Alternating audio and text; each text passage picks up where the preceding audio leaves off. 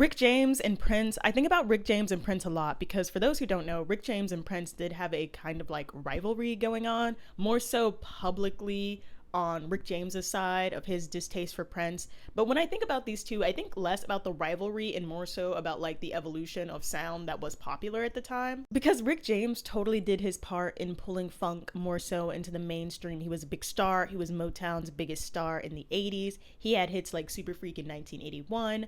So you have someone who has this very like R&B funk and kind of like rock frontman attitude with his outfits, the leather, the glitz, the glam, everything.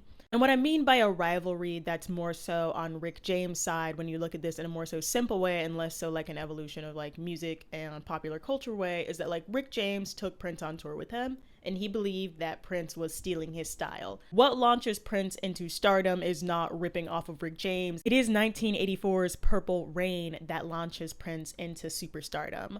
And of course, Prince had work before Purple Rain, but Purple Rain is selling millions of copies worldwide. It launches him into like cultural relevance and momentum that far surpasses Rick James. What Rick James did, totally important. And with that, Prince comes along with even more fusion, even more of a wider palette for bigger audiences. Prince, though, was doing more genre bending, and like I said, like more genre bending, more fusion is going to attract a wider audience. It's more palatable to many different people. If you're mixing new wave, synth pop, soul, funk, rock together, you are appealing to a wider audience and you're doing something incredibly interesting. Prince, because of that level of genre bending and the wider pool he was dipping into, he reached into pop stardom.